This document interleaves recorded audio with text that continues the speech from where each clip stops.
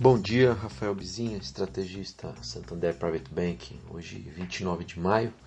Ontem a temperatura política voltou a esquentar um pouquinho lá em Brasília. Isso como decorrência ainda das operações lá vinculadas ao inquérito das fake news, o que despertou essas declarações polêmicas e ruídos entre os poderes, o poder executivo, o poder judiciário especialmente. Alguns parlamentares ali intercederam para suavizar a situação, mas a gente sabe, um contexto fluido, muito vai e vem e tudo mais.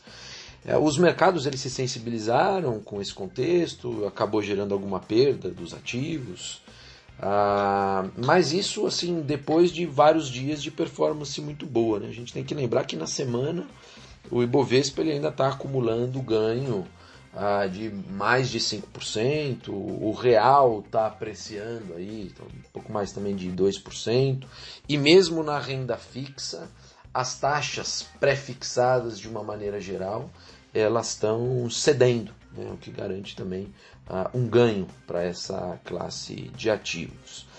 Então, assim, depois de uma performance tão boa, é até natural você, diante de qualquer notícia pior, ter ou querer uma justificativa para realizar lucro.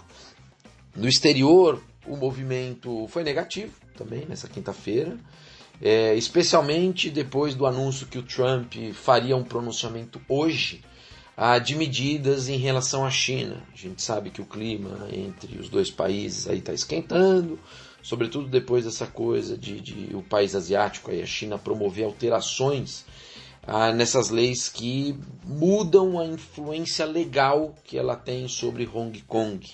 Então vamos ver o que vai ser dito pelo Trump. Não tem uma hora marcada, mas na coletiva ele pode falar sobre modificação do tratamento que os Estados Unidos vão dispensar Hong Kong, porque deixa de ser uma região independente, enfim. Isso traz algum ruído. Mas lembrando que, assim, apesar disso, isso ontem também pesou nos mercados internacionais, só que o S&P 500, por exemplo, ele continua valorizado, pouco acima dos 3.000 pontos. Então, às vezes você tem algum retrocesso, mas o mercado acumula ainda boa performance nos últimos tempos, porque prevalece aquela narrativa positiva de que está flexibilizando quarentena, todos os dias notícia de mais negócios abrindo, algumas lojas voltando a vender, isso no mundo inteiro. E indicadores econômicos que são deprimidos, mas estão paulatinamente melhorando em relação aos piores momentos aí de março e abril. Então às vezes você tem algum revés nisso, mas essa é a narrativa positiva, ela ainda está prevalecendo. É importante a gente lembrar que tanto aqui como no exterior, eu tenho falado com muita frequência, esse é um componente técnico, muitos investidores estão carregando bastante caixa nas carteiras, ou seja, tem investimento em juro básico que mundialmente está nas mínimas, está em patamar negativo em algumas regiões, está em zero em outros, e mesmo em países desenvolvidos, como o próprio Brasil, as taxas do CDI a gente vê são muito baixas. Então os gestores que estão com muito caixa, muito dinheiro alocado nesses ativos de renda fixa com pouca remuneração, eles, depois de uma valorização dos ativos de risco, eles acabam correndo atrás. Eles são estimulados a rebalancear os próprios portfólios em direção a esses ativos de risco para não ficar de fora de um processo de melhora, e eles alimentam a própria compra desses ativos de risco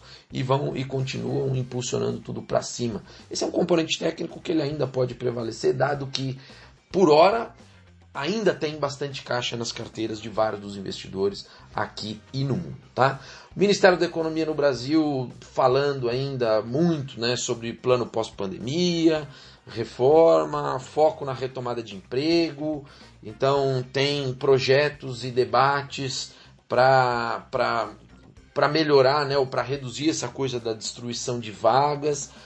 Muita coisa sendo refletida, e no bojo desse debate também tem, obviamente, prorrogação de auxílio emergencial e transformação desse programa provavelmente em algo como renda mínima, mas de forma mais direcionada, mais eficaz, tá? Também estão falando sempre da importância do investimento privado, isso tanto o Ministério da Economia como vários parlamentares, né? Lembrando que precisa das reformas estruturais para poder despertar o interesse e a motivação do setor privado em colocar dinheiro, né, nessas obras, em projetos de infraestrutura. Agora, muito importante, tá? No sentido de indicar um alinhamento funcional ao governo, foi essa aprovação na Câmara ontem da MP do Programa de Manutenção de Emprego, que é aquele que você pode reduzir jornada e salário tal, e tem uma compensação, né? Às vezes você pode suspender o trabalhador, mas tem uma compensação, tudo isso para evitar as demissões. Essa MP agora ela foi votada, mas tinha uma emenda, né? Um destaque, uma emenda para aumentar essa compensação dos trabalhadores de R$ 1.813 para R$ 3.135. Se houvesse esse aumento de compensação, o ônus para o cofre público ia ser muito grande.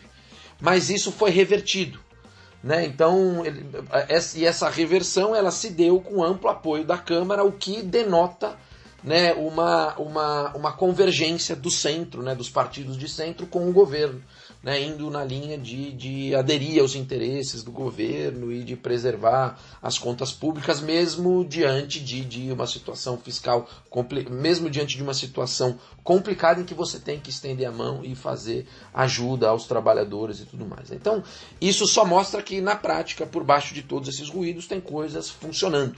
Tem um alinhamento sendo estabelecido, isso é fundamental, lembrando que os partidos de centro, né, eles foram fundamentais na aprovação da reforma da Previdência, na reforma trabalhista, na lei de liberdade econômica, né? Estes sim foram resultados concretos que são transformacionais a médio e longo prazo. Então, na prática, ter o alinhamento desses caras ele é muito fundamental. Só para concluir, também ontem essa pesquisa da Datafolha mostrando ainda, né, que o Bolsonaro está aumentando a avaliação negativa, mas o percentual de apoio segue estável aí acima de 30%, tá bom? Eu fico por aqui, bom dia a todos.